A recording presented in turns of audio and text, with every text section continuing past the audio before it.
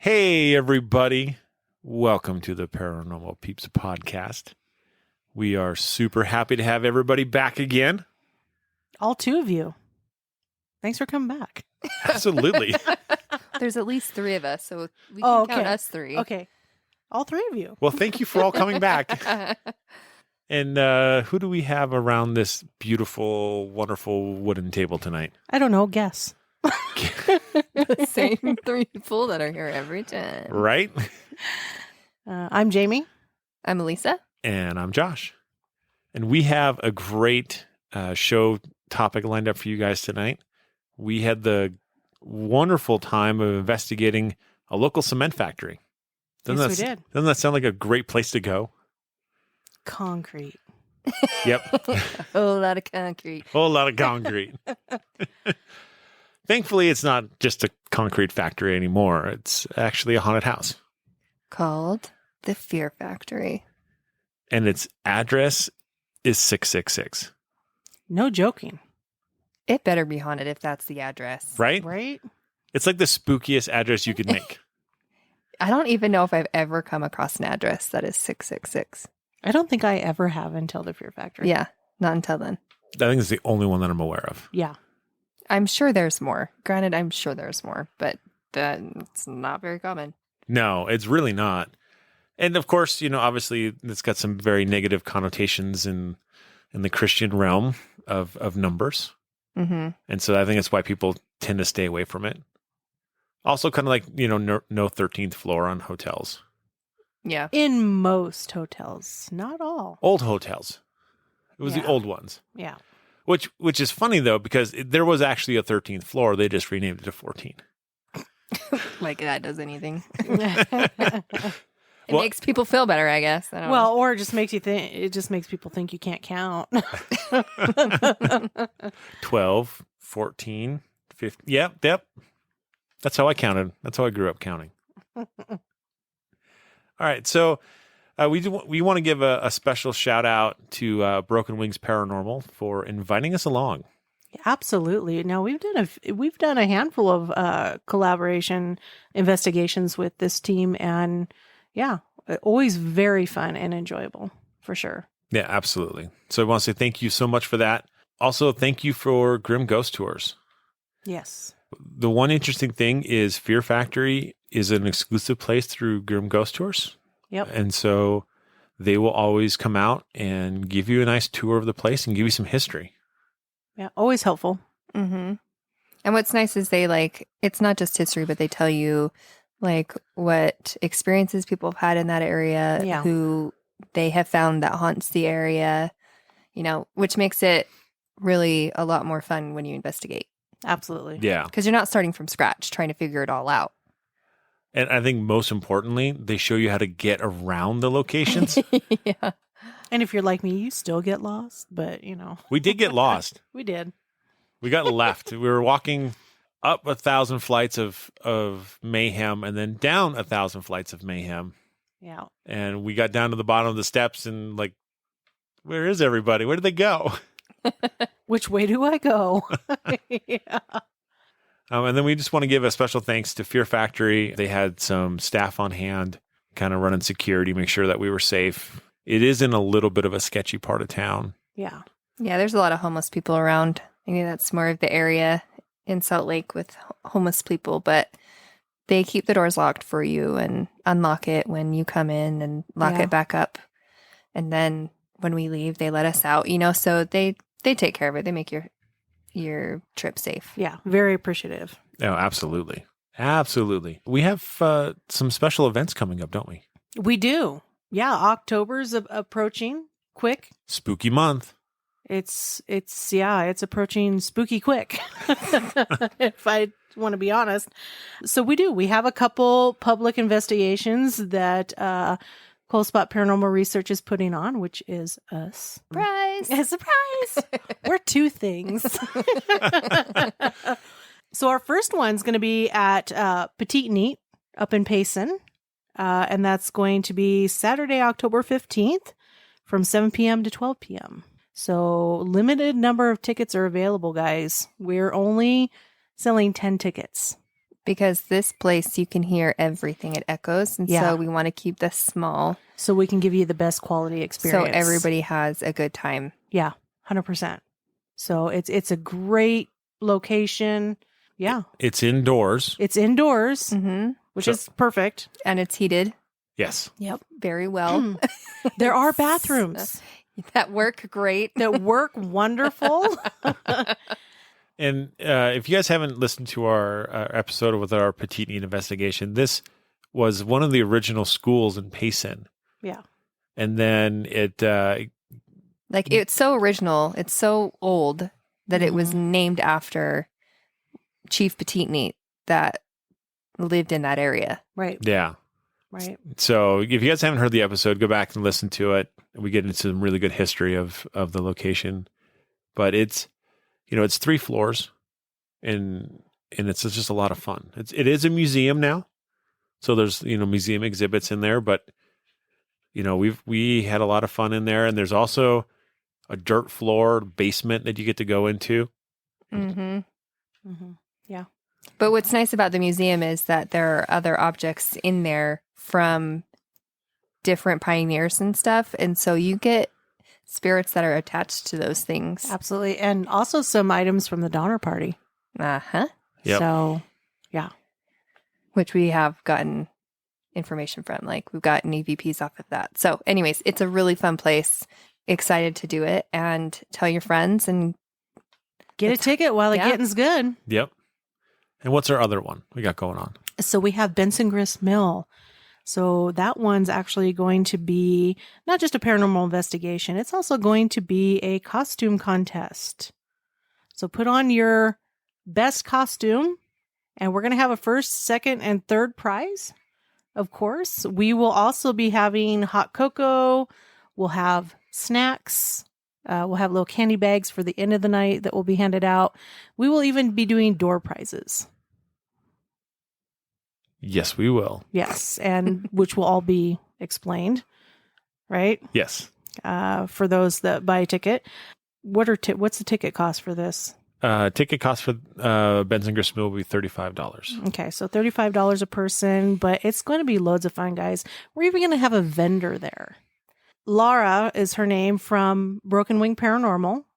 So she makes all sorts of wonderful, like, necklaces, all sorts of things out of stones and beads. And she's got some fabulous stuff, but she's going to be out there as a vendor. So, bring your moolah, because she's got some amazing stuff. Her work is out of this world, and everything's one of a kind.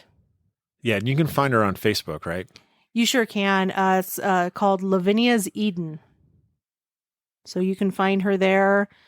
Check out what she sells. She's got just a wide range of things. So, And real quick, we didn't go over a price for Benson Grist Mill. Do we have a price on that yet? The Benson's Not Benson Grist Mill, but for Petite Petite Neat. Neat. Sorry. Petite needs $25. yes, Petite Neat will be $25. Benson Grist Mill will be $35. Yes. Yes. Awesome. And you guys can find tickets on EventBrite. Yes. Is where tickets will be sold. Yes. And we got some really fun door prizes and stuff too. Yes, we do. So we're really excited about this. So Yeah. Get your costumes. get your costumes ready, guys. I don't want to see you on. coming through that gate without a costume on. That's right. Got to have a costume. And a serial killer doesn't count. You can't just come in plain clothes and say I'm a serial killer. Exactly. We should also mention, though, that since it is also going to be a paranormal investigation after the costume contest and those things, that bring a change of clothes. There is a bathroom that you can change in. Because if you have a costume that's like got a long cape or whatever, or Wings or yeah. like a mask that, might hinder your eyesight, you're going to want to change out of those things, because there are stairs like in the big mill and such. And we want everybody to be safe. Yeah. And this will be a rain or shine event, Yep. Yeah. just so you guys all know. We will have heaters available If it's cold. if it's unexpectedly cold. Yep. Which, It hasn't been for the past few years, but yeah. But just in case, we are prepared. Yeah, we will be prepared. And there's also bathrooms, and of course, all the locations are inside. Yes. So you just got to walk to get to them. Between buildings is all. But yeah, snacks, hot chocolate, all those good things. You really can't go. Prizes? You really can't go wrong. Like you got No. prizes, costumes, snacks, and ghosts, And a vendor. and a vendor. And a vendor. Yeah. And buy yourself some jewelry, some stone wrapped jewelry. One of a kind. It's almost a paracon. Almost. On a very small scale. It's a microcon. It's a microcon. But yeah, definitely come out, buy tickets, come out and have some fun with us. 100%. Love to see you guys there. Absolutely. On to the fun topic, huh? Fear Factory. On to the Fear Factory. So let's start with a little bit of history. So in 1492, When Columbus sailed the ocean blue. All right, you two. Hey, good job. You finished the rhyme. oh, not that far back. No. Okay. Yeah. So before it was Fear Factory, and it was a cement company. It was called the Portland Cement Company, is what it was called.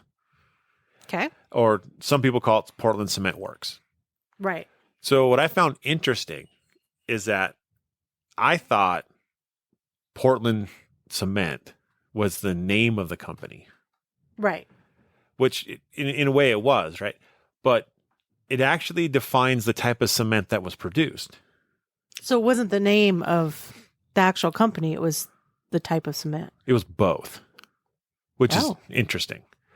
In 1824, an Englishman by the name of Aspidid, that's really rough to say. That He poor was- kid. Right? He was a stonemason in Leeds, and he ended up burning limestone and clay together, then ground them into a powder, which he then mixed with sand and water, and it became exceedingly hard. And it resembled the stone that was found on the island of Portland in England. Huh. All right. And thus the name Portland Cement was founded. Gotcha. And so we fast forward to the great, time of 1890. And that's when this actual Portland Cement Company they built a plant in Salt Lake City. And for 3 years, they actually made normal cement before they started to kind of like experiment with the Portland cement. Right. The one thing that's really important about making Portland cement is you need a special kiln. And what is a kiln? So a kiln is, it's basically like a big room where you would fire clay, and you'd make clay hard is usually what you do. So you take a clay pot, you put it inside a kiln, it gets hot, and then it sets the clay into more like a stone, right? Yeah. Yeah. But these kilns, they end up having to actually use coal as their fuel, and they get to up to 3,000 degrees Fahrenheit. That's hot. Yeah, which is actually hotter than it takes to melt steel, Yeah, that's a bit warm, I'd say. right? That's like insanely hot. Mhm. Which makes everything pretty dangerous, Highly. because there's little room for mistake. Yeah. I'd Yeah. say no room. Right? Yeah. Exactly. Yeah. There's just no room. But, you need to get it that hot. So instead of like making this clay into, a hard pot, you end up making it into a powder. Okay. So that's kind of the process. So what you have to do is you have to heat this stuff up to a super high degree, turn it into a powder, and then eventually you mix it with like gypsum and water, and that's what we end up making cement out of. Okay. And so that's kind of the process that they use there. They were successful for many years. And in fact, they ended up selling the place in 1979 to another company called Lone Star. They were out of I think they were out of Delaware. And then, the economic downtimes hit of the 1980s. We kind of went into that Jimmy Carter recession. Yep. And they ended up closing the doors for good. And then shortly after that, they got hit with an $18.5 million lawsuit. So the kiln dust that's created from making cement, it's highly toxic. Great. And they were dumping it in West Valley. Oh. That explains a lot. Right? Makes total sense now. Makes total sense. And so, yeah, they just they ended up getting a big lawsuit, and they were forced to clean up all of the toxic dust. Well, I'm glad they did clean it up, though. Yeah, me too, because that's just awful. Yeah. Yep. That's the history in a nutshell. That is really the history in a nutshell. It's kind of crazy. It's just a big giant cement factory, right? Mm-hmm. It did have a big fire at one point in time where everything burned down. Like completely burnt down, or just like... There was a smokestack left. Wow. I guess that is a dang near completely. Well, when you get a fire at 3,000 degrees, it's gonna take a lot down with it. It's one big giant kiln. Yeah. For the whole building. Yeah. And these kilns, they had to make these kilns huge. So that these kilns are what we now call silos, right? They were 100 feet tall. That's crazy. Yeah. Massive kilns. So I would say tragic thing about this place is that there were a lot of death and dismemberment and accidents that happened in this place. So do we have a number? What's a lot? At least 10 that are recorded. Yeah. Okay. And they're not like easy deaths. I mean, these are like they're getting pulled into giant gears and they are slowly dying, right? Like they're watching their body slowly getting pulled in. They're like getting dislocated as their arm is shredding because it's getting pulled in. Yeah. And then slowly their body gets pulled into the gears and they die. Like, I mean, that's a terrible death. That's a horror movie death. Let's face it. That is. And the thing is it's so loud and the walls are so insulated that nobody can hear him scream. Yeah. And they just slowly die. I mean, that's terrible. That is and it's awful. such a painful, Just thinking about it's painful. Yeah. I mean, goosh. seriously. Yeah, it is awful. And we have a few that we're going to highlight. All right. So should we start with Frank Holmes? Go for it. There's this area. Essentially, it's a coal crusher. It's a big giant machine that crushes coal so that they can use it to burn, right? This is a news article, actually, from his untimely, unfortunate demise. So it says, let me read the headline because I don't know. I think they got really good at making headlines. I know. I wish they do that now, but they don't.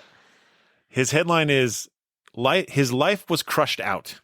And then it goes on to say, Frank Holmes torn nearly to pieces in revolving shaft. One of his arms cut off, leg and jaw broken, dies of his injuries. That's horrible. It's horrible. Does not sound very, very nice at all. Mm-mm. It says, while engaged in oiling the machinery at the works of the Portland Cement Company yesterday afternoon, Frank Holmes was caught in a revolving shaft and mutilated so badly that he died early last evening. His left arm torn off, his right leg fractured, the bones of his jaw were broken.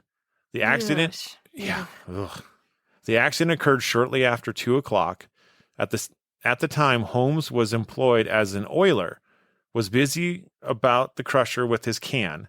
There is a large revolving shaft in that vicinity, and it is thought that he had been oiling that.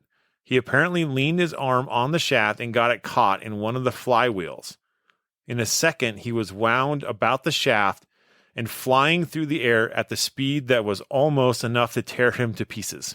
Oh my word. goodness. They get so detailed. They do.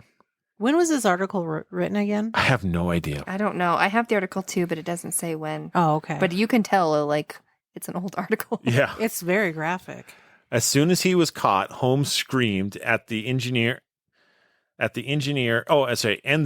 saw him drawn into the wheel. Immediately he shut down the machinery, but it was some moments before the shaft could be brought to a standstill. When it did, Holmes was thrown to the floor beneath it and lay there in mangled and bleeding piece of humanity. Oh my gosh. These are good writers. What?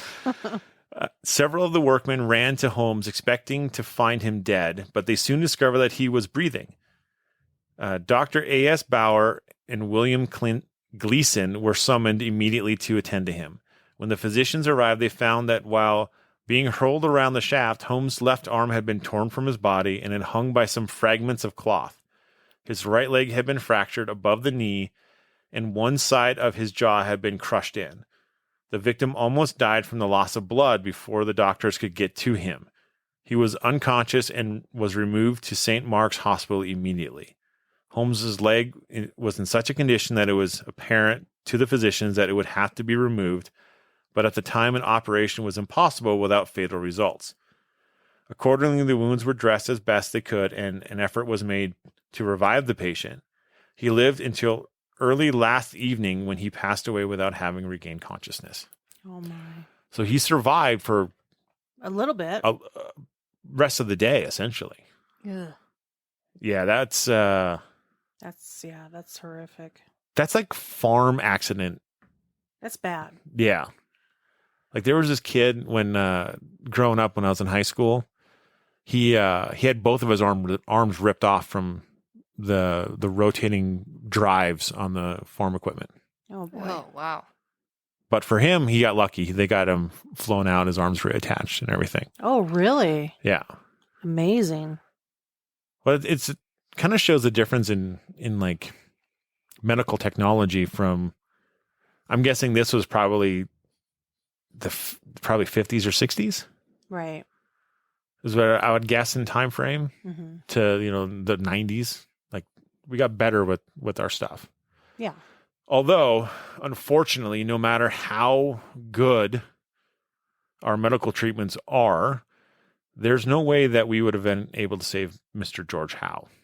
No. He was actually working on that same piece of equipment that blasted Coal Crusher. He was obviously employee of the company, had his left arm torn from his body by a revolving shaft yesterday afternoon, and the shock killed him. With a scream of agony, he sank down upon the coal tank and expired.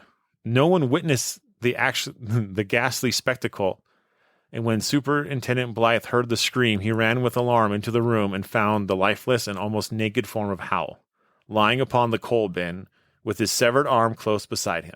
So Howe was engaged in running the coal crusher, and it was supposed that he had ascended a ladder to oil the machinery. So it's like the same job. It's the same job.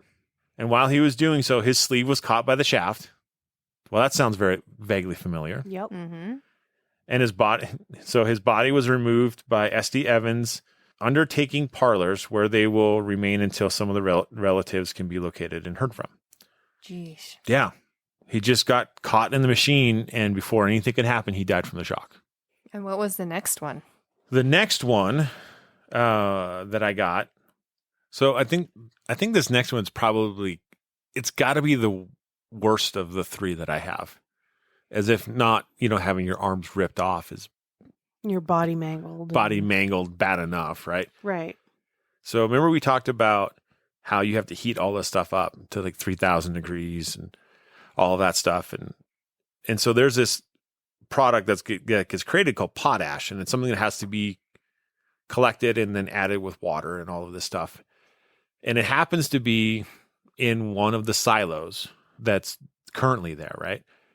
This is man is boiled in hot water tank, Oh, man. which is Ouch. awful. Like, I'd rather have my arm ripped off and die of shock. At least that's quick, right? Well, yeah, I mean, you'd hope so. Yeah. I guess not in all cases, but. Yeah, I guess that's true. Mm-hmm. So this one says, plunges to painful death after losing way among the vats, falling into a cauldron of boiling water at the Portland Cement Company's plant. Charles Whitner, age 30 years old, met with a horrible death. Whitner, who is from McAlester, Oklahoma, had been employed at the Portland Cement Company's plant for 2 weeks. Oh, he was a newbie. He was a newbie. He was unfamiliar with the arrangements of the big vats where potash deposits were collected, and trying to find his way through the building, he lost his footing, sliding 20 feet down the side of the tank until he struck the boiling water. Oh, my word. Ouch. They discovered his hat near the vat And so they aroused fears from his fellow workmen. And after a short search, they found his body. Oh no. Gosh. That's awful. Yeah, there are so many. I found all these different articles, and I just want to read you the headlines of some of these articles of these terrible accidents that have happened. So we have violent fate of George Howe, employee of the cement company killed in a shocking manner, caught in the shaft, and his arms are torn off from his body. And then we have was ground to pieces. Tramp meets horrible death in Rio Grande Western. Wait, did you say tramp? It says tramp. That was a name. That's what they called homeless back then, Mhm. I believe. Was Yeah. stealing a ride. He kept an interesting diary telling of his travels and died. Another one, his life was crushed out, like what you had said. Stranger is killed. Passenger train strikes man whose name is supposed to be Frank Mitchell. Painter falls to his death, and brother had torn him from a live electric wire. Working on a steel roof, tumbled to ground, and skull was fractured. Why don't they talk like this now? Like when I read obituaries, I want to know what happened. Thomas Williams fatally crushed, dies at St. Mark's. Mangled by shaft, torn into pieces. All of these are different. Two true friends, firm until death. Accident at cement works, he narrowly escaped death. George Otten struck a match when there was a terrific coal dust explosion, was badly burned and taken to the hospital where he is now in the most critical condition. Like, just early morning blaze. You know, like they have all of these articles. Mhm. Now, okay, if they have all these articles of, and you know everybody at that time is reading the newspaper, Absolutely. and you would not want to work there. I don't know anybody who would want to work in a place where they have all of these, like, I mean, these are horrific. These aren't just like you fall to your death and you die, or, you know, it's your arms are getting ripped off your body. Yep. Yeah. Your face is getting mangled. You're possibly going to burn to death. You know, like there's all these terrible things. Nowadays, that place would have been shut down so fast. Oh yeah. Well, oh shit! Like the guy who fell to his death, right? The guy who fell and was electrocuted, right? Uh-huh. He fell off that catwalk that we walked on. Yep. And if any of you have ever seen the catwalk, it's high. It's very high. It's really high. And it's hot up there. Yep. And that's in the, you know, what was it, 90 some degrees out, which is pretty common for Salt Lake City. Mm-hmm. Mhm. But we didn't have the vats underneath us running, No. which are running boiling water at 200 and some degrees or 4,500 degrees from the kiln or 3,000 degrees from the kiln. Oh yeah, and heat rises. That's got to be so hot. It's going to be miserable up there. And there were supposedly no guardrails up there. So just an open catwalk. Oh, that's too scary. I can barely do that with it caged in the way it is now. Yeah, there were some when we were doing our tour. There were some that struggled with going across the way. Yeah. And yeah, it was really high. It's very high. Well, it's a 100-foot tall tower. So Well, and Yeah. it doesn't help that the floor that's underneath you is like this Metal grate. metal grate that you can look straight down and see the floor below you, 20 feet below you. So that's a bit intimidating as well. And honestly, that metal grate feels flimsy to me Yeah. anyway. So yeah. But it was just interesting to me that people continued to work there for years. yeah. And even knowing all of this that's going on, because everybody's getting notified. This isn't just let's keep it hush hush. It's obvious It's everywhere. that it's everywhere. Mhm. yeah. It makes you wonder if they had the mentality that some people have today, like it ain't going to happen to me. Yeah. Or it's like, I'm desperate. I need a Mhm. job. I need the money. I need to Mhm. support my family. Yeah. Yeah. Well, you got to figure like they operated continually through even the Great Depression. yeah. Yeah.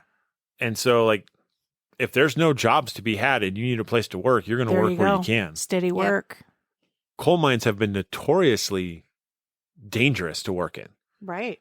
And yet people were always working in those things. You know, Mm-hmm. there'd be mine explosions or collapses or whatnot, and people were still working in there. I think people go where they have to. in those avenues.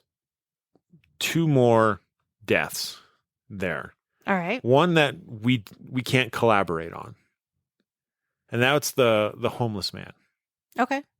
So right outside the cement works, or the Fear Factory now, there's a triple set of railroad tracks. Mm-hmm. And they were used mainly for, obviously, transporting stuff in and out of Salt Lake City. One of the rails was actually used to bring in the materials from the quarry to actually make the cement. And so when Ghost Adventures went and investigated this location, they told a story. Now, it's nothing we can find an article on. We don't know when it happened, right? So sometimes it's hard to find news articles when you don't have a good way to find it. But it sounds pretty fantastical. Yeah. Yeah. Yeah, it does. So there's supposedly a man who was walking down the tracks. There was a train coming, and he decided to lay his head or his neck down across the rail. And have his hands behind his back. Mm-hmm. And Yeah. why would you do that if you're going to? Well, I think in typical Ghost Adventure fashion, unfortunately, I kind of tend to think it's just to sensationalize it and to make it seem like something evil had come over this guy and made him do it. Yeah. Yeah. So obviously, if you've ever put a penny on the tracks and seen what happens to a penny when a train runs over it, Yeah. imagine what would happen if you put your neck on the tracks. Yeah, and it pretty gruesome. Said his hat was still attached to his head as it rolled down, and it just, yeah. We couldn't find anything on it. Yeah, we looked. No, we looked. Can't find nothing.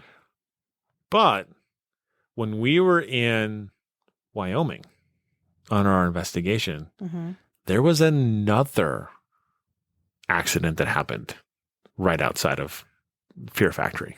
Oh, yep. Yeah, there was. And this one there is a news article on. Yep. Mm-hmm. To paraphrase the article is essentially that these 2 people are out walking. A guy and a gal. A guy and a gal. And the arms come down. The lights turn on. The signals are blaring. Like, we all know what it sounds like to be at a train crossing, right? They decided to walk across the tracks anyway. Mm-hmm. So there was a Union Pacific train coming from one direction. So it was coming from, I don't know, let's just say from the right. And that's what they were looking at. And as she went across the tracks, she forgot to look left. And we have a commuter train here called the Front Runner. It goes very fast down those tracks. It's going freeway speeds. Yeah, it's going 60 plus. And she wasn't looking that direction. And 4 seconds later, she was hit and killed by that train. Yeah, very sad. Yeah, very sad. Very sad. But it kind of shows that this area, there's still a lot of death associated to that one small block of because the area. It's super close. So it's just sad. But that one we can validate. So the only thing that we could get with the last one, with the guy trying to commit suicide, the only one that we were kind of guessing maybe this is where this story is coming from. And over time, stories get glorified and changed and all of that just to make it sound more crazy. There was a man who was drunk walking down the tracks. This is in one of the articles. And he was staggering. There's a couple of cement workers that saw him staggering down the tracks. They said it was common for people to be walking down those tracks. But it looked like he was staggering. And when he saw the train coming, I guess he tried to step over the track and tripped and fell into the train. So that's the only thing that I can get from that. But it doesn't have anything to do with suicide. Doesn't have anything to do with laying his neck on the train track or like anything like that. So basically, it was somebody who was drunk. Yeah, it was an fell honest into it. accident. Yeah.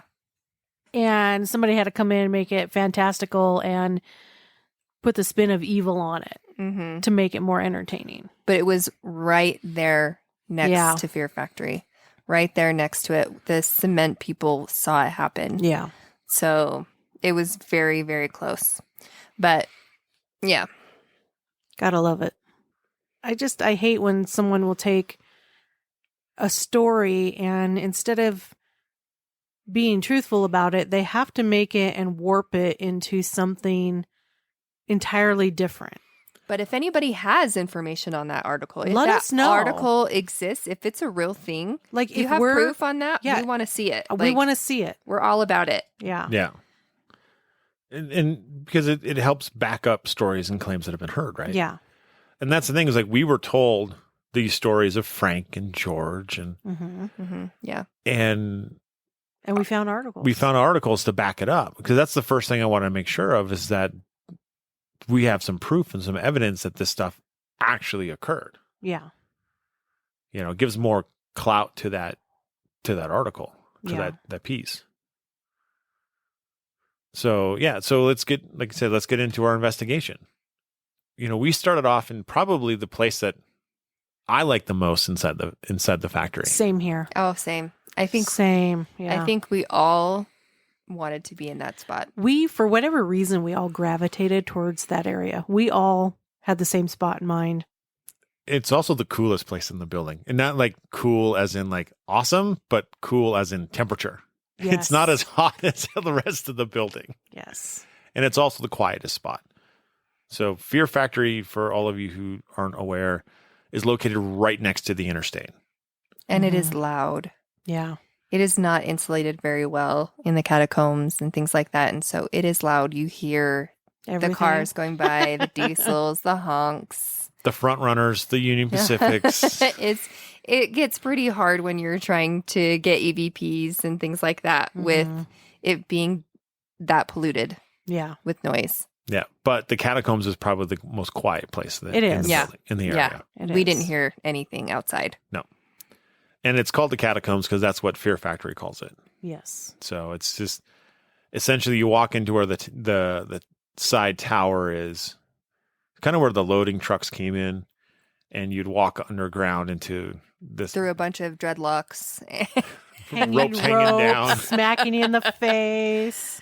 There's a lot of things that they have when you're walking through it that are hanging from the ceiling. Yeah. So, yeah, that was a little irritating. But once you get A little. once you get through that, we found the stairs at the end and decided to hang out on the stairs in the hallway right there and do our Which investigating. this hallway, at the end of this hallway, right? There's this, I don't know, big demon creature dude in there now. But what used to be there was the coal crusher. So the infamous machine that took the lives of George and Frank used to be in this section. So this is the unfortunate areas of demise for George and Frank. Yeah. Yep. So we started at the bottom of the stairs and we did a dowsing rod session. And for me, dowsing rods don't always work very well for me. I try very hard to be still and not move, and I don't want there to be any contamination with the rods because for me, I feel like that could be easily manipulated. Sure can. And you can create your own stories if you want to with that. And that's not what I'm about. If they don't work, they don't work, and I don't want to use them. And that's how it mostly is for me, and I'll just put them away. But this time they worked so well. I mean, I started the dowsing rod session, and when we were starting to get answers, they felt different. And it's a little hard to explain unless you've experienced it. But they kind of felt heavier, almost like they were being like there's just a little bit of a pull on them. And when I was using the dowsing rods, I have them hanging down a little bit, and to make it harder to manipulate, right? And we were talking to Frank and to George, and they were just a swinging and answering all of our questions. And what we do is we have them cross the rods for yes or spread them apart for no. And they were instant. The answers that we were getting were instant. They were clear. And it was fun because when it was like, hey, is this person here? They're like, I don't know. And they're just like wiggling them back and forth, you know. We asked them where they were standing, and we'd be like, hey, George, where are you standing at? And the rods instantly went right to a certain spot, and then they'd go back to center. And then we were like, Frank, where are you standing at? And then they'd go, and it was funny. It was right next to where George was standing. So they were standing together, and then they went center. And then Josh put his hand out where they said that they were standing, and it was cold. Yeah. Yeah. Much colder than the actual room. And it was almost like a ball. Yeah. It wasn't like a body shape. It was like a ball in the middle of the air. Yeah. Just hanging there. Yeah, and we all felt it. We all put our hands in there and we're like, holy cow, that's like cold. There wasn't a breeze. There wasn't anything like that. It was just cold. Yeah. Yeah, like I said, we're in the back of this hallway, and like there's a door at the top of the stairs, like an emergency exit, but there was no breeze blowing in there. No, and what's cool is that what we like to do is we like to make sure that it's not anything like that. And we checked to see if there was any breezes coming from any of the directions, and there wasn't. And we also put our hands outside of that cold spot. Yeah. And it was warm all around it. It probably made the size of like a volleyball? I'd say so. Something like that. Yeah. Yeah, about that size of a cold spot. And anything outside it was warm. Everything inside it was definitely colder. Yeah. I mean, it wasn't even just a degree or two. It felt much colder in that spot. Very noticeable. And so a few minutes after that session, it changed. It totally changed. Pretty quick. Yeah. Yeah. And all of a sudden, it was like Jamie felt like there was an entity or something behind her. Yeah, more towards the top of the stairs, but it was making its way down. Yeah, you could feel it. Hairs stood up on end. And it's like when somebody watches you and you feel that energy and you're just kind of like creeped out a little bit. And that's kind of like the vibe that it was giving off. And then the rods stopped working. Yeah. We were like, well, we asked, is there somebody on the top of the stairs behind Jamie? And it was like a very weak yes. And then they just stopped. Yeah. They stopped working after that. Almost like it scared Frank and George away. Because that was like, it was like a decent conversation that we were having. It wasn't like a creepy experience or anything like that. It was like a conversation you would have with anybody else you just met. And then all of a sudden this creeper comes down the stairs. And so Jamie feels like it's like coming further and further down the stairs. So I stand up and I'm facing it. Josh is facing it. And we're all like, what's going on? And Josh, what do you see on the top? Oh, I kept seeing like almost like the shadow like moving kind of back and forth. Like, so at the top of the stairs, there's a coffin up there, and there's a light shining on top of the coffin. And I don't know if it was coming from outside. I think probably coming from the outside. And it's kind of like blacking out. Like the blocking light. off the light. Blocking off the light and unblocking the light, right? Just kind of like, moving in front of it. And I mean, that's all I could really see. Part of it was the coffin was kind of messing me up. Yeah. Because I'm looking up there and it's like, there is something standing there. And then I flipped on the light and I'm like, oh, it's a coffin. Well, that makes sense. It's a prop. Yeah. Yeah, you're in a haunted house, so you're going to get all of this weird stuff. Yeah. But the sense that it was blocking out that light, that means something's moving. Yep. Right. And it kept happening. It wasn't like a once and you're like, oh, did that really happen? I don't know. No, it happened a few times. And then once like it started coming down the stairs and we called it out, and that's like a great way to get rid of things like that is calling it out. And because I think bad spirits feed off of fear. Mm-hmm. And when you call it out, you lose a lot of that fear. And it didn't like that. Well, No. and so for people who don't know, what do you mean by calling it out? Because some people would be like, challenging it so let's be clear on what she means by calling it out. So calling it out is definitely not challenging it. It's like, hey, I know you're here. Mhm. Like, I want you to leave and you're not welcome here. Or I think in our case, we were talking to it and it was like, oh, that's not what I want. Nope. And it started backing out and left. And it happened in a matter of minutes. Yeah. Like I would say like 2 minutes, 2 or 3 minutes that we were. I think by talking to it, making it aware that we were aware that it was there. Yeah. And I think it knew that we weren't scared. Yeah. And so it's like, oh, I'm not going to. Why waste my time? I'm Mhm. leaving. And it did. It left. Yeah. And so I remember when I first started investigating, because when I first started, I started doing investigating and stuff and ghost hunting because I was terrified. I loved being able to be in a safe place and watch ghost stories and read mystery books and stuff. Like I thrived off of that stuff, but in reality, like actually going ghost hunting and having experiences, because I had it all my life, it was scary when you're alone. It was really scary. And so I was like, I am tired of being afraid of this because it would happen so frequently. I'm like, I'm tired of being afraid of this. So I'm going to learn what this is about because knowledge is power, right? 100%. So now it's like, oh, this happens and you call it out and you don't have that fear. It leaves. It doesn't linger like it does when you are afraid. Right. And it can feed off of that. And so it left.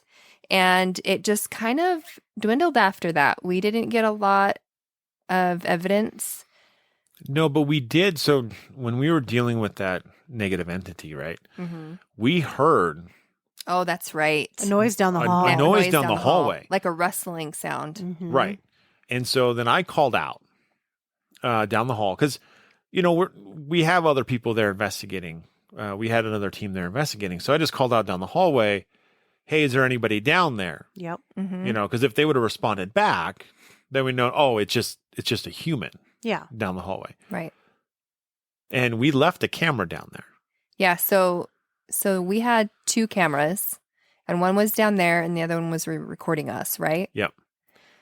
And the camera that was down the hallway picked up an EVP in response.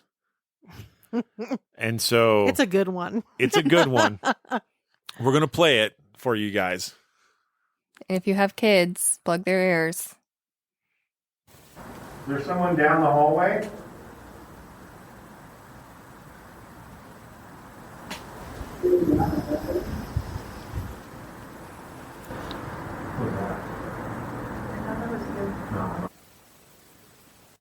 Okay, can you guys make that out? I can, but it was difficult. Yeah. But you Wasn't can super definitely loud. hear an EVP. Yeah. So I'll play it one more time and then we'll kind of explain what we think that it says. And we'll use the non-explicit words. But you'll get the idea. There's someone down the hallway.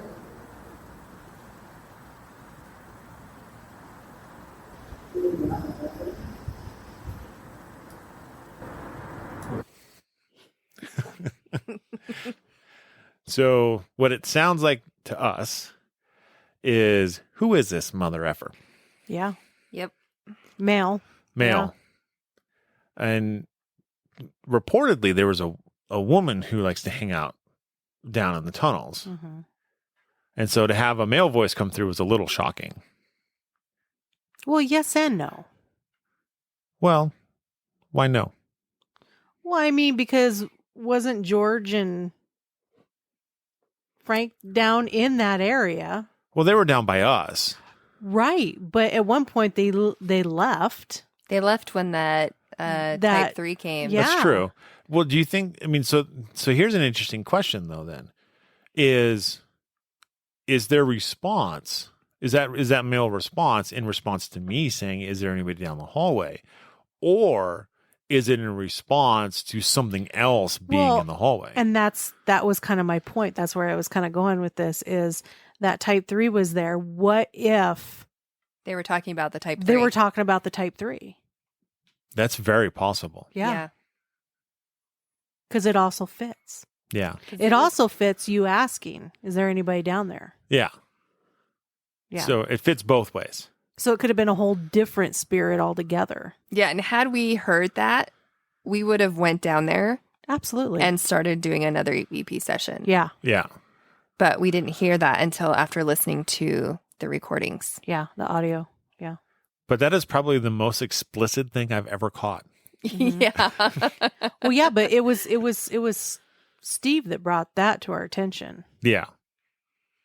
Yeah. So- And we will be posting. So this is a video, actual video. And so we'll be posting it on our social media accounts so you guys can watch it. Yeah. So thanks to Steve from Broken Wing Paranormal for Putting that together for putting us. that together And editing it. That and was editing awesome. it. Yeah, Yeah. he did a great job. Awesome job. So then we go down to the catacombs, halfway down the hall. And we introduce ourselves. And right after we introduce ourselves, we hear 3 sounds. But we can't make it out. It's not super loud. But we can play it for you. I'm Josh. Put that on. So it's like, ch, ch, ch. So it's something that you'll probably have to listen to with headphones, but they're very faint. But for us, it was loud enough for us to hear. And we were like, wait, hold up. Because that wasn't like a normal noise. Mm-mm. No. So, and then I also felt like there was like a feather brushing up my arm. And I felt it 3 separate times. And if you guys have ever been touched by an entity before, it often feels like either spider webs, feathers, something soft, airy or whatever. But for me, at this point, it felt like feathers. Like if someone were to take a light feather and just lightly brush up my arm. And like I had said, there are a lot of things that hang from the ceiling in certain parts. And this is one of those spots too. But I checked all around me and I didn't have anything hanging around me because those things drive me nuts. And so I wasn't around anything hanging. And when you ghost hunt, you are holding still. You're not walking around. You're not moving. You pick a spot and you stay there. Yep. So I looked around, nothing wasn't above me. And then I didn't feel anything after that. We really didn't have any experiences after that. It was really still. So after a few minutes, we decided to leave. And we went over to the hell silo. And this is the first time Jamie and I actually investigated Fear Factory a couple of years ago. Yeah. And we had wanted to go into Hell Silo. And this was shortly after the Ghost Adventures episode. Mm-hmm. And so at that point in time, Hell Silo was pretty open. It was like this big open room. Yeah. They And changed it. They changed it. Now it's like this mazy switchbacky thing. Like every other part of it. Yeah. And I actually didn't like it as much. I didn't. I liked it at better all. the way that it was before. Mhm. Because I actually have had in the past had some EVPs that I got out of there Right. when it was opened up, but I felt really enclosed, I guess, and it didn't really feel. I don't know. For me, they took it and they turned it from something that was actually really neat, and they turned it like every other part of it. Yeah. Yeah. So, the traffic was really loud in there. But we broke out the Ovulus, and the Ovulus is where you turn it on. I mean, it does multiple different things, but one of the things we like the most about it is that it has a dictionary in it and it will spit out words or names or whatever. And the theory is that spirits can manipulate it and spit out those words and names when we're asking questions and things like that. And so we put that out, and then Jamie asked if it would tell us its name. And after about 5 seconds, you get a response that says no. Tell us your name.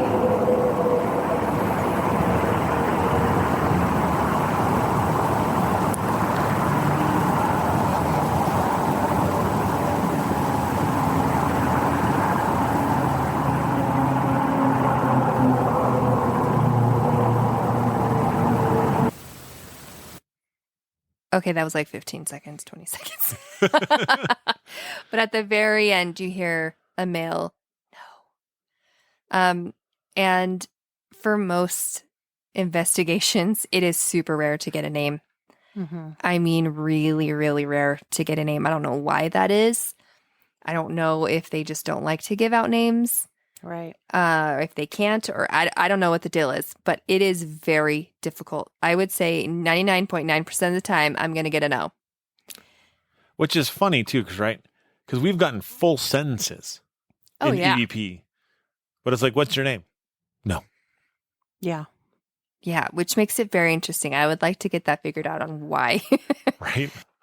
So after that, we left again because it got really dull for a while, and the traffic was so loud. It was awful. Well, it was funny because like at one point in time, I kept thinking I heard a noise, right? Because we went all the way to the end of the hell silo, which is essentially right next to an open, like a corrugated overhead door. And I kept feeling we were hearing a noise. Yeah. On the other side of the wall. So I wouldn't walk to go back to hear, to see what was going on. And it took me, a couple minutes to walk to get to the other side of the wall. Yeah. Yeah. Which we weren't very far from. No, we were not. And what's funny too, because we were sitting there and after we decided to leave, we all met up at that spot. And I looked over and there's our camera we left at the beginning of the hell silo. Just right over there. Just right there. Yeah. So after that, we left out of there because we weren't getting anything really. And it was seriously so loud. And as an investigator, when it's that loud, There's no point. there really isn't. Mm-mm. It's not fun. So then we went over to the swamp hell silo.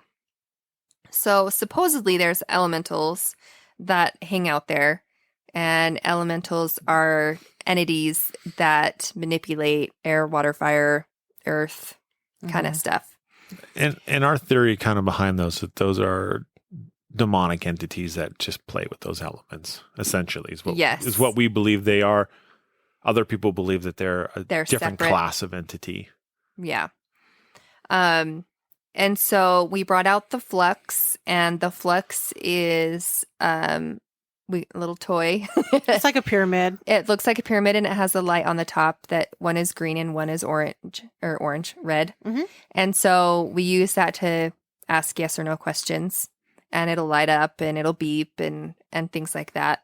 So we got out the flux, and I brought out a ping pong ball because I wanted to see, because they're really light and easy to move. So, and I have had it move once. So I've wanted to experience that ever since. And so every time I'll try to bring that out. I got that out, and then it started to rain. So not only are we hearing the cars, You're hearing the rain. we're hearing the rain pounding on metal. Yeah, the top of these silos are corrugated steel. Yeah. So that adds to the loudness of our experience. So I took a few pictures and over above us a little bit, because in the past I have had an experience where I saw a shadow around the top part of the silo, and like it was like running around in a circle almost. And because it would block out the lights around the roof, of the silo, and I would see it dart back and forth, and it was really fast. And so I wanted to see if I could capture anything like that again. And because this one I saw visually, so I wanted to see if I could capture something like that. And I got an image. Well, I did it above Josh's head. And you see Josh's head in one picture, and you do multiple. So it's not, if you catch something, you can either debunk it, saying that, oh, okay, well, it's in another photo and this is really what it is. Or it's like, oh, it's only in this one. It's only in this one photo. Why is it only in this one photo? And so then I took the first picture, and I see that there is a fog over the top of Josh's head. And then almost like what a bug looks like when it moves past really fast, it's like this little streak. Mm-hmm.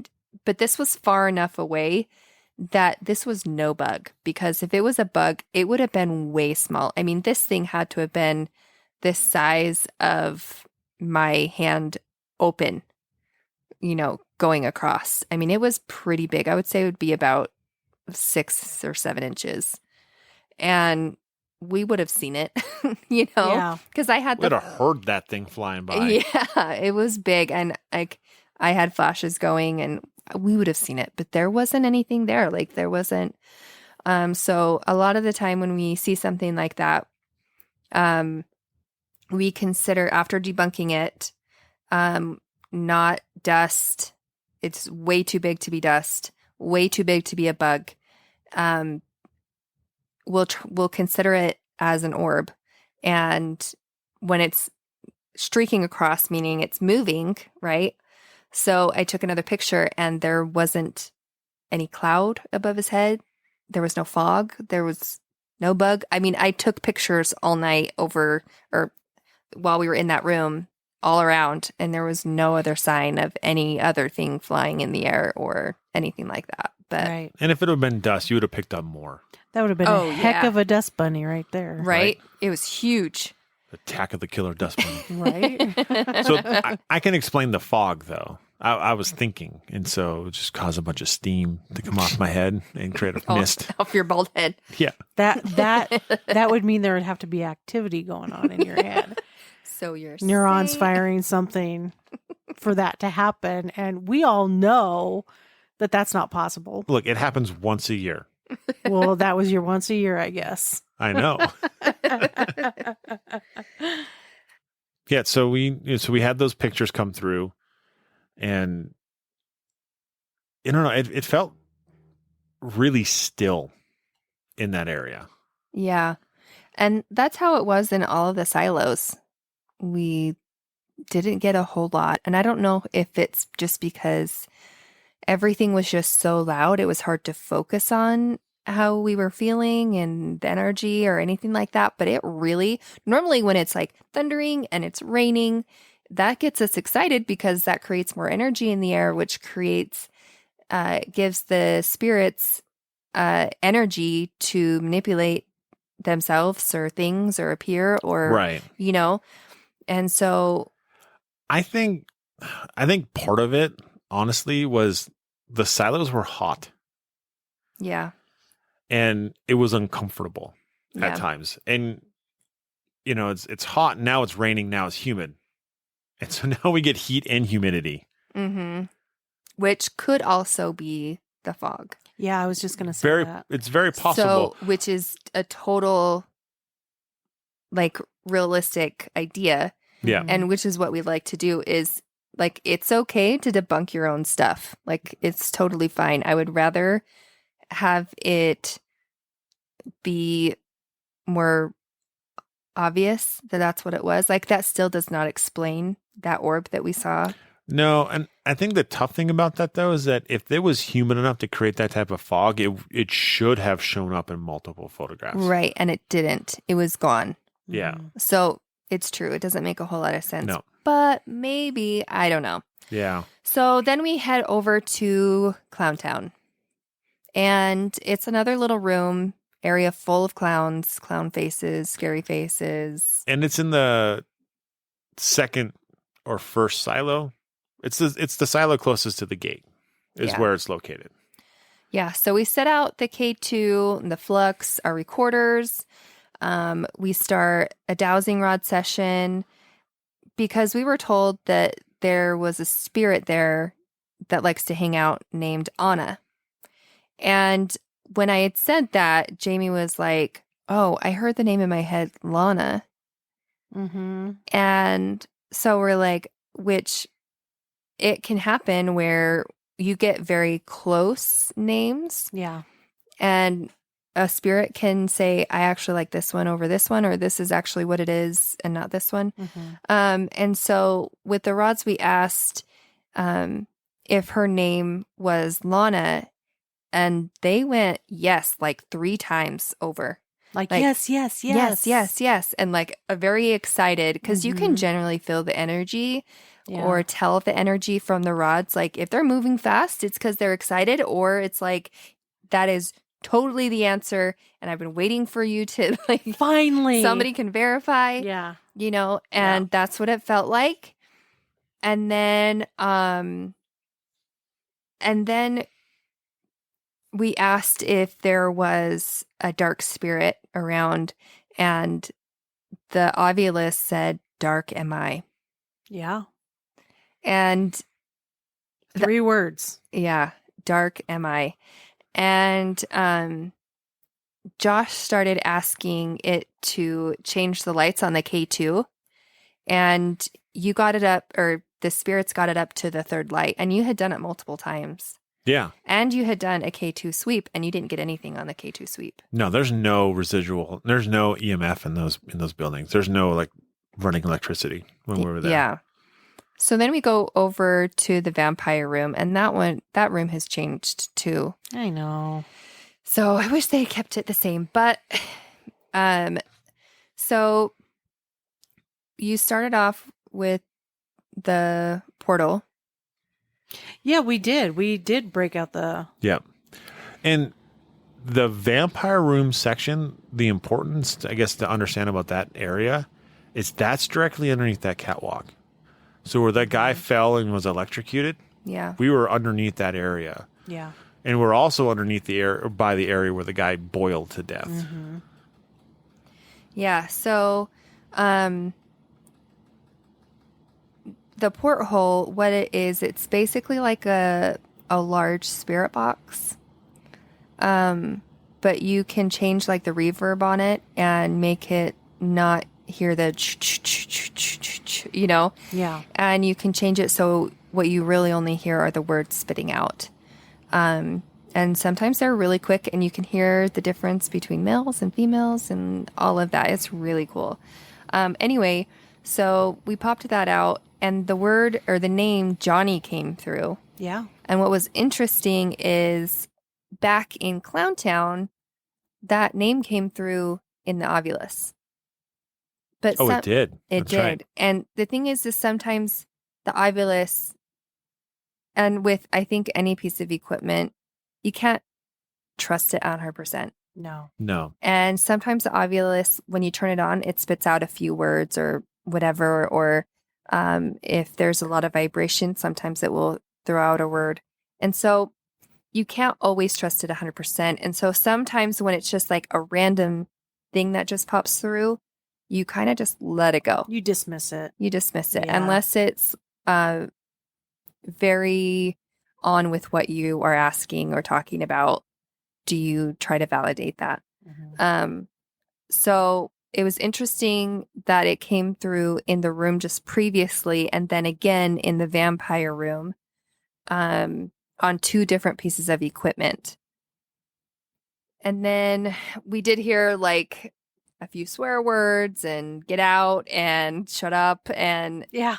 very negative stuff. Like, But here's the thing about the swear words, though. The important thing to understand about the swear words is that we are listening. So when you're using the portal or an SB7 spirit box, right, you are scanning FCC regulated radio stations, which means cuss words. They don't exist on those. No. No one's going to risk a $10,000 fine from the FCC for saying the F word. Yeah. So if you get that coming through on these devices, it's not someone on the radio. Yeah, and the thing is we were getting it one after the other, after the other, after the other. Yeah. And so, and then it just kind of stopped, and we didn't get anything after that. And again, we leave because we're like, it's blank again. Yep. And it seems like that was the theme of the night in all of these silos and these different rooms, except for the catacombs. So all the other places that we were experiencing these things in were brief moments. And then nothing. It was like a surge of things that happened Mhm. and then nothing. Absolutely nothing. It was like you could take a nap. It was nothing. Actually, Yeah. I almost did fall asleep in the vampire room. Home Well, sweet home, huh? Right? Well, we're just sitting down there, relaxing. There was a coffin open. He decided to Yeah. lay down, take a nap. I remember what I was sitting on, but I was sitting on something comfortable. And so I was like, just sitting there, and you're like, oh, okay, this is still and quiet. It's Maybe it was that one-eyed And it- raccoon. like, it could have been And it's warm. And so, yeah. little cockroaches running around. Oh, Yep. there were lots of those. I'll tell you what. It was nasty. So we made a group decision. Okay, we got the most stuff in the catacombs, Mhm. and we really enjoyed the catacombs. Let's go back. Let's 'Cause end the night there. Let's end the night there. Let's see if we get anything because it started great. Let's see if we can end it good. Yep. Which this happens when you ghost hunt. It happens where you go and it is a pretty dull night. It does. And it can get pretty boring after a while. Oh, yeah. But one thing I do know is how we always say your body is your best tool. Use it. Don't waste your time in a place that you're not feeling anything at, because that's exactly what you'll be doing. You'll be wasting Yeah. your time. And so unless you want to leave like a recorder in the room, which I do suggest at times, is, leave a recorder in the room, because sometimes they just don't want you there. So they're not going to respond while you're there. But when you leave and you leave a recorder, you can get EVPs still. So we leave and we go to the catacombs. We go back over to the catacombs and we started the Estes method, which is kind of like one of our things that we've been enjoying the most lately. Oh, yeah. And we started talking to Frank about how he died, and he said it was false information, that it basically like he was pushed or something. And asked George if his death was an accident, and he said yes. And asked him if they missed their families, and they said yes. And do you visit them? Yes.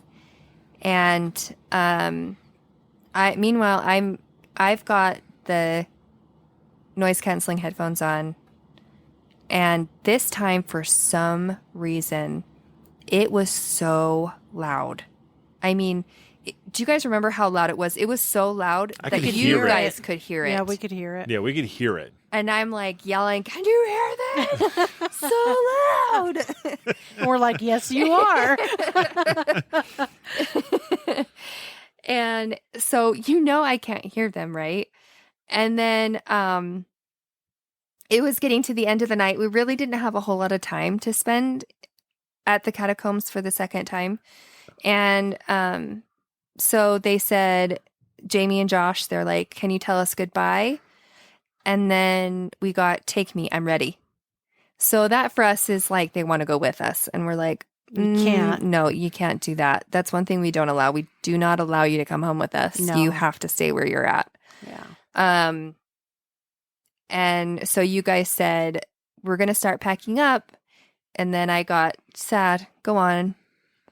And then Josh randomly. Well, it was getting.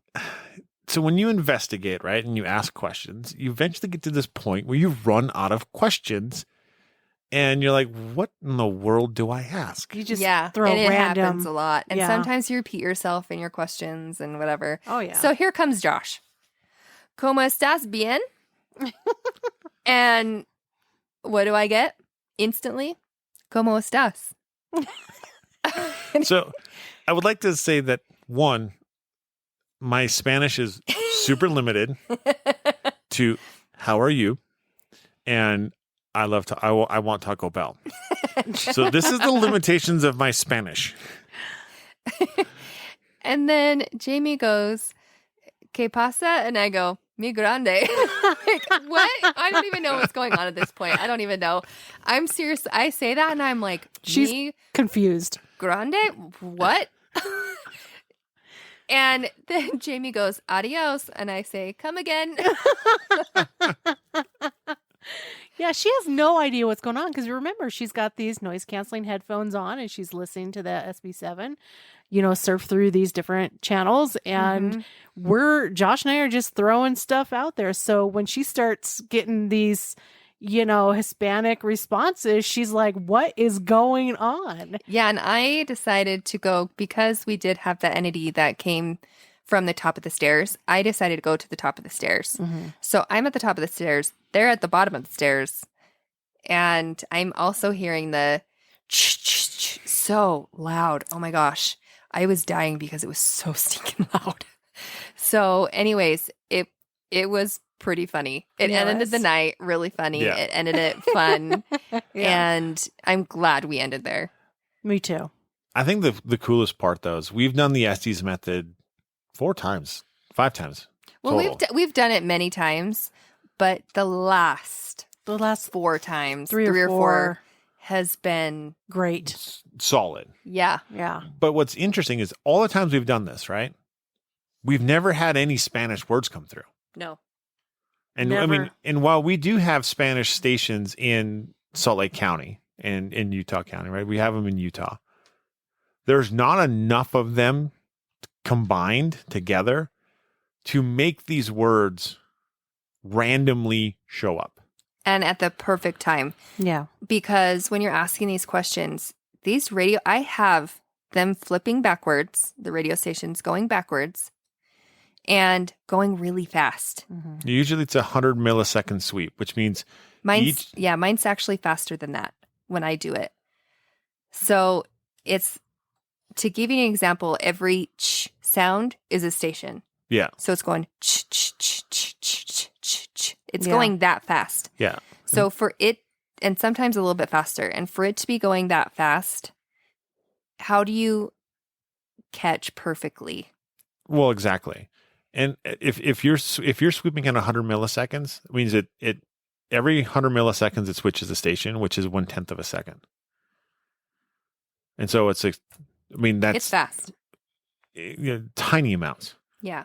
You get that's essentially what it would sound like. Yeah, and there's not enough time for a voice to come through. So meaning it's Really? having to come over multiple. Yeah. Multiple stations. sweeps. Yeah. So, anyways, ended up pretty interesting. It did. It was pretty fun. Yeah. It was a decent night. It was a decent night. It got pretty boring in the middle, Oh, yeah. It did. It did.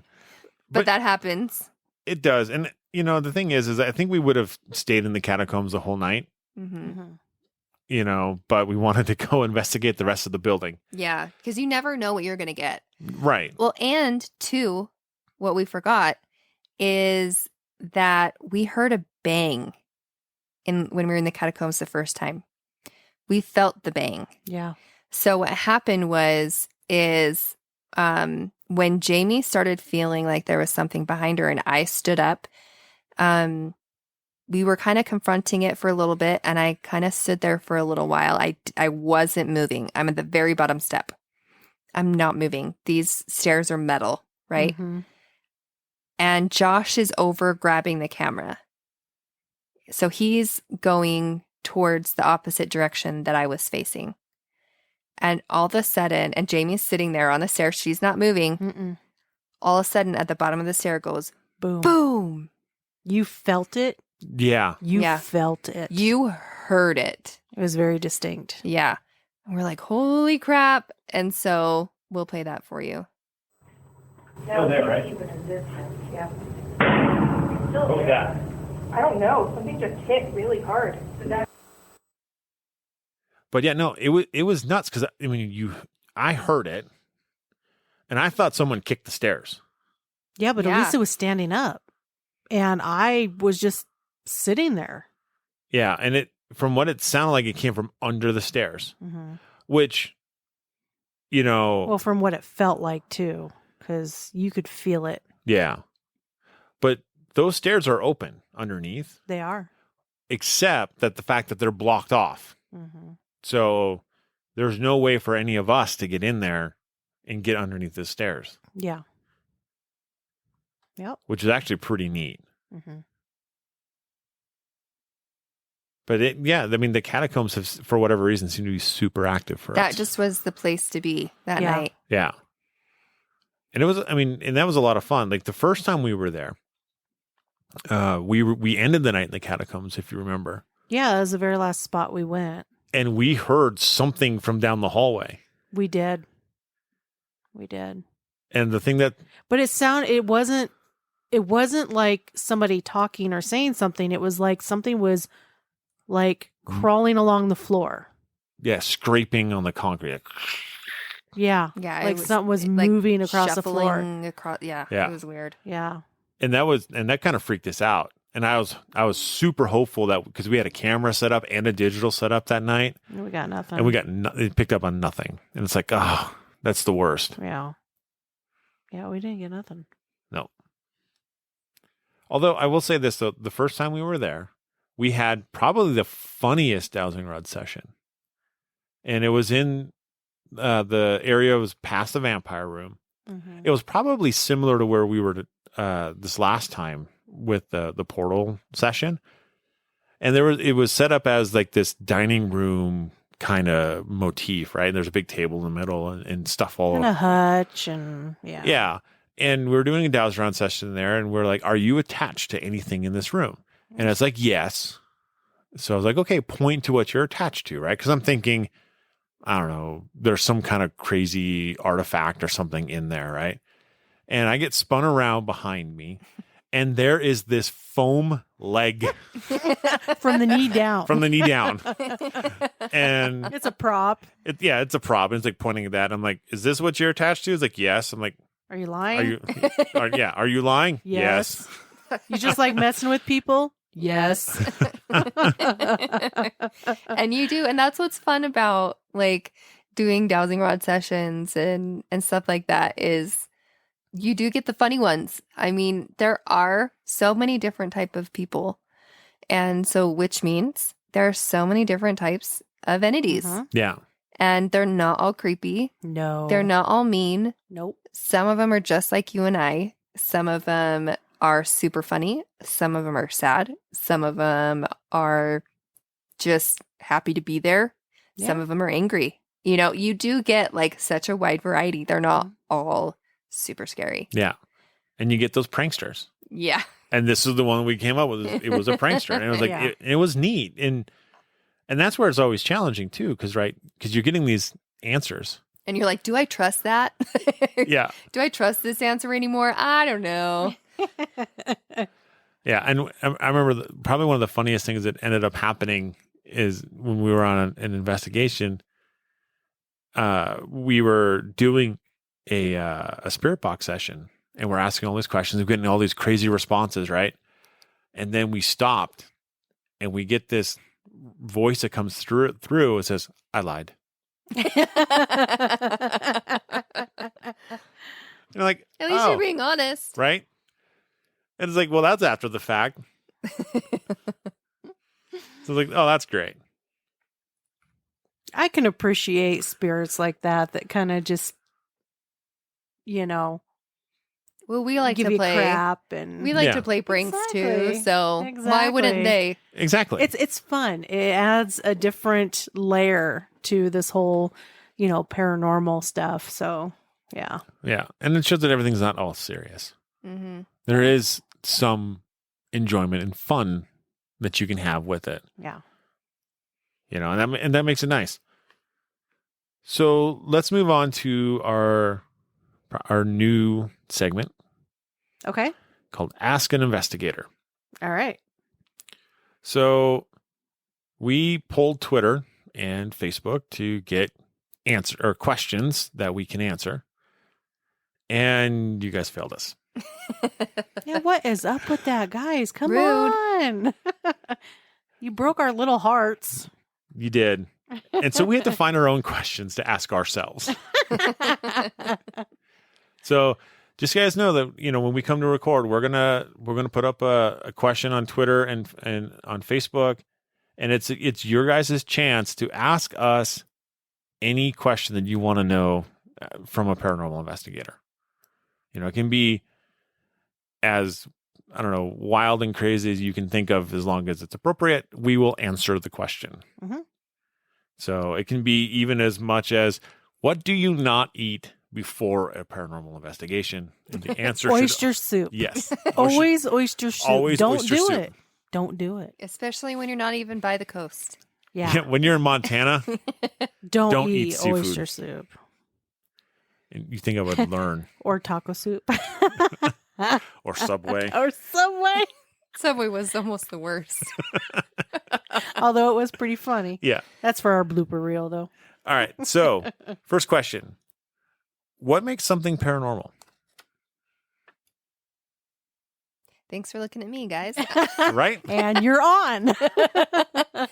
So something that is, I would say, qualifies that paranormal is something that is not normal, something that is out of the realm of normalcy, something that you can't explain, something that you try to debunk, but you can't.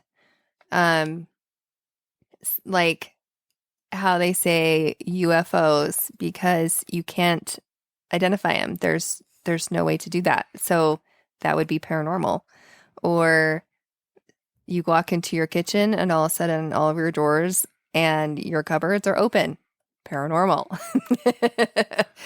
Anything that you cannot explain away, and something that you can't debunk. Something not normal. Yeah.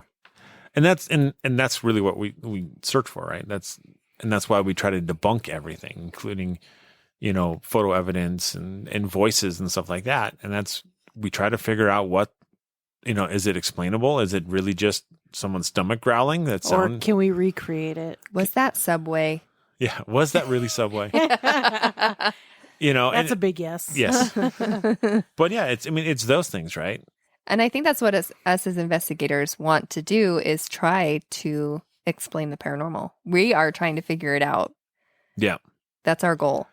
Which I think if you take all of the knowledge of every paranormal investigator and put it into a giant pool, you got like 10% of the actual understanding of anything paranormal. Mm-hmm. Yeah. There's so much we don't know. Yeah. But we're all looking for those answers. And it's just fun. It's fun. It is fun. Yeah. So how can, the question is kind of worded a little rough, but it's like, how can you sense the paranormal? It's like we said, your body is your best tool, your best instrument. And it can feel anything from like the hair standing up the back of your neck. You feel like you're being watched.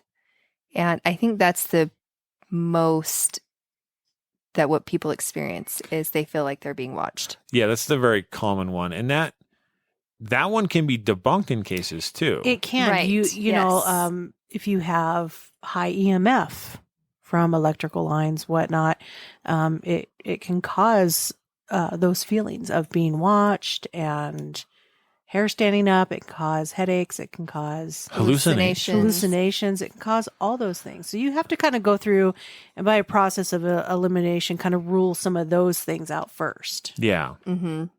But, there's also like, when we've been investigating, right, you can feel an energy shift in the room where all of a sudden now the room is dark and heavy and has this different feeling. And it's hard to just, to quantify that. Well, and it's also, and I'm sure a lot of you people have experienced this, is where you're hanging out with your friends and all of a sudden your friend seems different.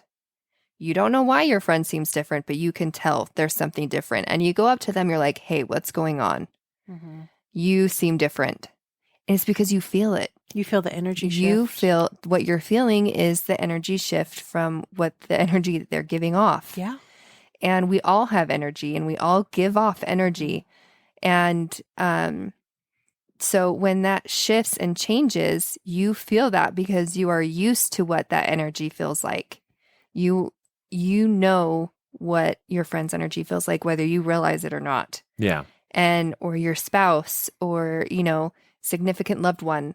And so when that changes, when something big happens in their life or whatever, and their mood changes and you can feel it, that's pretty much what we feel. And not all investigators feel it. I feel it. And I know some of the rest of us feel it. But the room changes and it's like, oh, that doesn't feel right. Yeah. And you can tell if it feels good or bad, and generally when it switches, it's not good. Generally not. Yeah. So yeah, when it switches, when you feel that shift in energy, that's a good indicator. Yeah. Yeah. And I don't know, sometimes it's hard to quantify it, right? Hard to explain it, because it's like, it's your body reacting to environmental changes. Yeah. Mm-hmm. Your hair stands up on end because you could be feeling the change in electricity with the electromagnetic field changing, or you could be feeling a cold shift. Your body reacts differently. Yeah. Like, if there's pressure in the air, my nose hurts. Yeah. Right. My body sensed that there was a change. My joints are aching. There's a storm coming. Right. But I mean, and that's the thing is like, we have these devices, one's called an EDI, and it measures all of those things: temperature, barometric pressure, EMF, and all of these things, because the theory behind some of this stuff is that spirits are able to manipulate the actual environment, change the barometric pressure, change the EMF and the ambient EMF, and those things. How? That's a very good question. But somehow, and not all of them do. Right. I would say most of them don't really try to, but you'll get the occasional one where you ask them to do something and they do it and they prove it to you that they can do it, and they'll do it again and again. And it's fascinating. It's absolutely fascinating. And it's those moments that you're like, this is legit. Yeah. Yeah. Like, there is no rhyme or reason for this to happen naturally. None. And it's not happening anywhere else. It's only happening right here and while I'm asking it to. Yeah. Yeah. And that's Like, always cat the news. meow. Yeah. There he goes. There he did. Perfect. So, we just want to thank everybody for hanging out and listening to us go on and on about our fun adventures in the cement factory. Mm-hmm.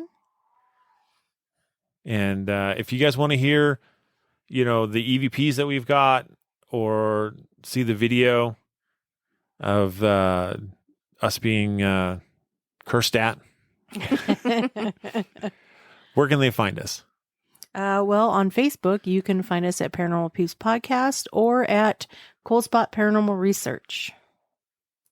And on Instagram, coldspot_paranormal_research. And on Twitter at CPR Paranormal.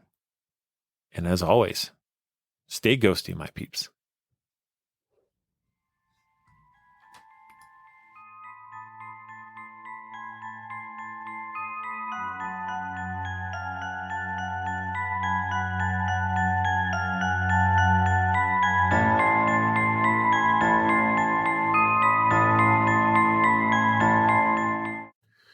Thank you for listening to the Paranormal Peeps podcast. You can find us on social media at Twitter at CPR Paranormal, on Facebook at Paranormal Peeps Podcast and Cold Spot Paranormal Research. And you can find us on Instagram at coldspot_paranormal_research.